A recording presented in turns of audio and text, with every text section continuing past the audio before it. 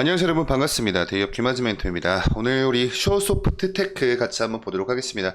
제가 최근 들어서 우리 슈어소프트테크나 라이콤 관련된 우리 자율주행 테마 관련된 리뷰 영상을 꾸준하게 좀 이렇게 진행을 해오고 있는데, 그 이유 자체가 여러분들 명확하게 하나 딱 재료가 있죠. 바로 테슬라의 로보택시 발표 일정이 10월 10일에 예정이 되어 있습니다. 그리고 오늘 10월 4일이에요. 그래서 약 6일 정도 남았는데, 우리가 좀 중요하게 체크를 하셔야 될 부분이 뭐냐면, 날짜는 앞으로 6일이라는 시간이 남았지만 주식 거래일은 여러분들 우리나라 이틀밖에 안 남았으니까 이 거래일밖에 안 남았어요. 자, 그래서 이 10월 10일 전까지 변동성이 나와 준다면, 만약에 변동성이 나온다면 이제 돌아오는 월요일과 화요일 요 이 거래일 동안 좀 크게 발생할 가능성이 높습니다. 그래서 제가 지난번 영상에서 우리 여러분께 우리 슈어소프트테크 관련된 좀 이 밝은 전망들에 대해 설명을 드렸다면, 이제는 좀 여러분들 우리가 관리해야 할 리스크에 대해서 좀 알아보는 시간도 필요할 것 같아요. 자, 그러면 오늘 우리 슈어소프트테크 로보택시 발표 전까지 관리해야 할 리스크에 대해서 같이 한번 살펴보도록 하겠습니다.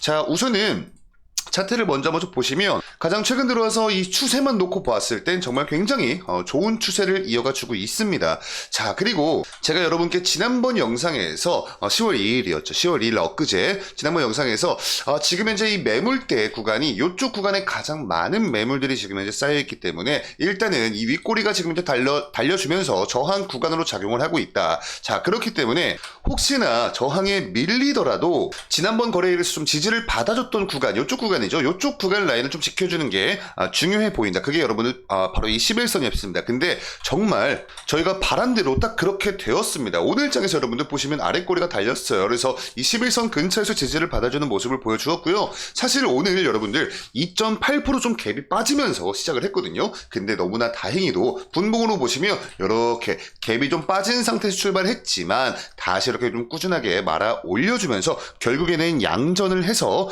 종가 기준 1.12% 상승한 상태에서 마무리를 해주었습니다. 그래서 일단은 요 사실 자체가 굉장히 좀 고무적이다. 그리고 지난번 거래일에서 좀 확인이 됐었던 요쪽 구간보다 이제는 이 지지 구간이 좀 한 단계 좀 레벨업이 됐어요. 그러니까 추세 자체가 우상향해 나가고 있기 때문에 지지 라인도 그만큼 좀 우상향이 된 모습을 우리가 확인을 했습니다. 이 부분 일단은 좀 체크를 하시고요.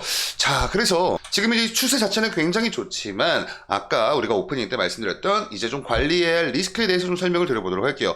자, 일단은 우리나라 국내 자율주행 테마 자체가 이 테슬라의 어떤 이 행보에 좀 많은 영향을 받습니다. 자, 근데 최근 이 거래일 동안 테슬라의 주가가 좀 부진해요. 자, 보시면 제가 지난번 영상을 10월 2일 날 업로드를 드렸었는데 10월 3일 우리 어제 개천절이었죠. 쉬었습니다. 자, 근데 그때 테슬라 주가가 좀 빠졌습니다. 그리고 10월 4일자도 이렇게 좀 빠지는, 지금 원래는 260달러 좀 넘었던 이 주가가 지금 현재는 약 240달러 수준이거든요. 이 이유 자체가 지금 현재 미국 이 현지에서 이 테슬라 관련해서 좀 전망을 하고 있었던 이 테슬라의 3분기 차량 인도량 요 전망 자체가 약 46만 3,000대 이상일 것이다, 이렇게 좀 전망이 됐었는데 실제로 이 테슬라가 발표한 자료를 보시면요, 좀 소폭 모자랍니다. 46만 2,890대 이렇게 좀 발표가 되었어요. 그래서 이 시장의 전망치보다 약 110대 정도 좀 하회하는 그런 발표치가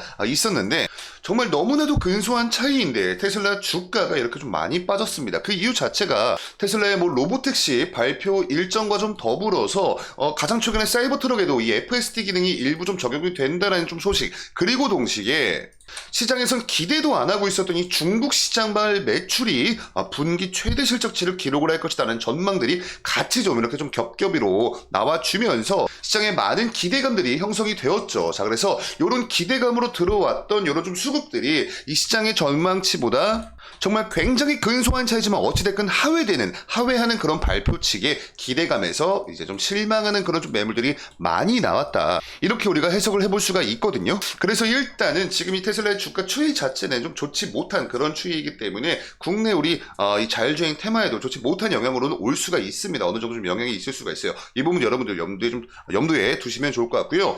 자, 테슬라 이야기 좀 마저 해보자면, 이제 뭐 로보택시 발표 일정은 10월 10일이다라는 건 우리 주주님들 다들 잘 알고 계실 거예요. 자, 근데 이제 어느덧 10월달로 들어오면서 이 4분기가 여러분들 시작이 됐습니다. 그리고 이렇게 10월 10일 로보택시 발표 일정과 좀 더불어서 이 테슬라의 3분기 실적 발표 예정일이 10월 23일 이렇게 좀 예정이 되어 있거든요. 그래서 아마 좀 굉장히 높은 확률로 이 4분기 안에서 가장 큰 주가의 변동성을 만들 수 있는 두 가지 큰 이벤트가 이 10월달에 좀 몰려있는 만큼 4분기 중에서도 10월달 지금 이번 달이 가장 큰 주가의 변동성을 좀 만들 수 있는 그런 대격변의 시기로 좀 작용이 되지 않을까. 만약에 로보택시 발표도 굉장히 성황리에 마무리가 되고 3분기 실적도 시장의 전망치보다 좋은 실적이 발표가 된다면 테슬라 주가는 고공행진하겠죠. 그리고 이런 부분들이 국내 자율주행 테마에도 긍정적인 영향을 줄 확률이 높습니다. 근데 만약에 여러분들 반대가 된다면 좀 좋지 못한 영향을 줄 가능성이 굉장히 높기 때문에 이런 부분들 여러분들 꼭 한 번씩 체크를 하시면 너무나 좋을 것 같고요. 자, 그리고 아까 제가 좀 가볍게 언급을 드렸었던 건데 지금 오늘 10월 4일입니다. 그리고 10월 10일 날 테슬라 로보택시 발표 일정이 남아있어 6일 정도 시간이 남아있는데 여기서 중요한 포인트가 뭐냐면 여러분들 우리 한글날이 껴있죠. 그리고 토요일, 일요일이 껴있습니다. 주식시장이 쉬어요. 자, 그러면 10월 10일 전까지 월요일과 화요일 딱 이 이틀만 이 거래일만 주식 거래가 가능하기 때문에 만약에 어떤 뭐 주가의 변동성이 나온다면 그런 어떠한 파급력이 이 단 이틀 동안 좀 몰려서 올 가능성이 높기 때문에 10월 10일까지는 6일이라는 시간이 남아서 아마 많은 분들께서 아직 좀 그래도 좀 시간 남았네 이렇게 생각을 하실까봐 여러분들 제가 좀 이렇게 꼼꼼하게 남은 거래일 일정 체크를 하시라고 이렇게 좀 자료를 넣어봤고요. 우선 이 테슬라 로보택시 발표 일정과 좀 더불어서 테슬라가 지금 좀 어떤 카드들을 하나둘씩 좀 꺼내고 있습니다. 가장 최근에 이 미국 현지 언론 보도 통해서 우리가 좀 볼 수 있었던 소식이 뭐였냐면 이제 테슬라의 로보택시와 또 사이버 트럭의 전용 배터리를 이제 자체적으로 개발을 하겠다라는 소식도 같이 좀 들려오고 있습니다. 이 부분은 사실 국내 2차전지 기업들한테 좀 그다지 좀 좋지 못한 그런 악재로 작용할 그런 재료인데 우리는 2차전지 기업이 아니죠. 우리는 자율주행 테마에 지금 현재 편승이 되어 있는 그런 상황입니다. 그래서 어찌됐든 이 테슬라가 본인들 자체 배터리를 개발을 해서 본인들의 로보택시와 사이버 트럭에 적용을 시켜준다면 이 테슬라라는 기업의 일단은 수익성 자체가 올라갈 수가 있겠죠. 자, 그리고 이런 부분들이 테슬라 주가에 긍정적인 작용을 줄 수가 있습니다. 그리고 이렇게 수익성과 더불어 생산성도 생산량까지도 좀 잡아만 준다면 충분히 국내 자율주행 테마에도 훈풍을 불어 넣을 수 있는 그런 재료이기 때문에 이것도 여러분들 잘 체크를 하시면 좋을 것 같고요. 일단 뭐 이런 자율주행 관련된 행보는 뭐 테슬라를 우리가 좀 대표적으로 수적 관찰을 하지만 한 가지 조금 슬픈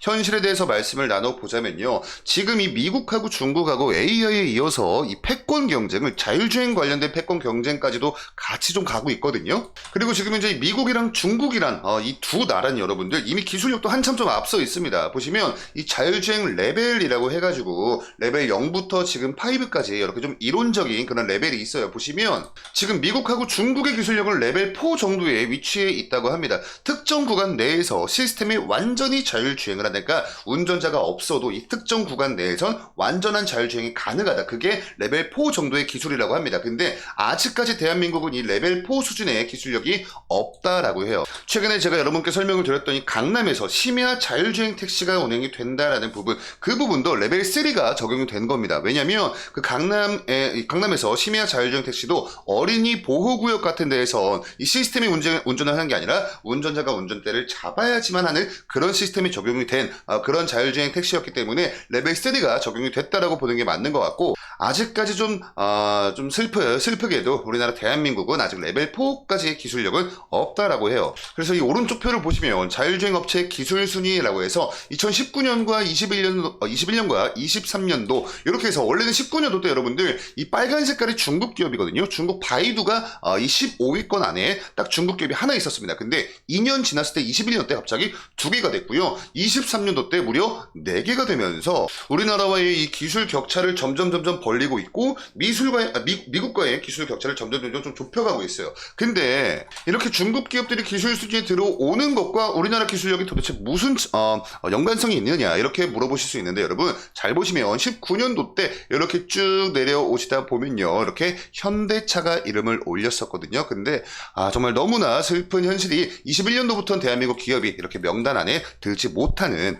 그런 방향으로 가고 있다는 점. 그러니까 국내 자율주행 테마 관련돼서 이 금빛 미래만 있는 것은 아니다. 지금 현재 대한민국 기술 수준은 정말 인정하긴 싫지만 레벨 3 정도의 수준이고 이게 지금 대한민국 우리의 현실이다 라는 점 여러분들도 꼭 한 번씩 체크를 했으면 좋겠습니다. 자, 그래서 현재 우리의 수준에 대해서 좀 마무리를 드려보자면 상용화 기업이 0이라고 해요. 엔진이 멈춘 한국이라는 이런 보도들도 지금 현재 나오고 있습니다. 같이 한번 읽어보시면 미국과 중국이 지금 현재 자율주행 관련된 질주를 하고 있는 반면 한국은 좀처럼 속도를 내지 못하고 있다. 두 국가에선 이미 레벨 4의 자율주행차가 수천 대가 기사 없이 도로를 달리고 있지만 한국엔 레벨 4 자율주행차 상용화를 이룬 기업이 아직 없다. 일반 도로 시험 주행도 모두 운전자가 앉은 상태에서만 이루어진다. 그래서 제가 여러분께 아까 설명드렸던 레벨 3 정도의 기술력 그 부분 체크하시고 이 서승우라는 서울대 전기정보공학부 교수께서는 웨이모의 자율주행 수준이 100점이라면 아직 한국은 50점밖에 줄 수 없다. 그러면서 이 기업들이 안전성이나 법적 공백을 이유로 기술 수준을 끌어올리지 못하고 있는 게 지금 우리가 처한 현실이다라고 설명을 하고 있습니다. 이 부분은 여러분들 꼭 체크를 했으면 좋겠고요. 그래도 일단은 한 가지 희망적인 건 여러분들 주식이라는 건 기대감으로 주가가 올라가는 것이다 라는 부분은 여러분들도 다들 잘 알고 계실 거예요.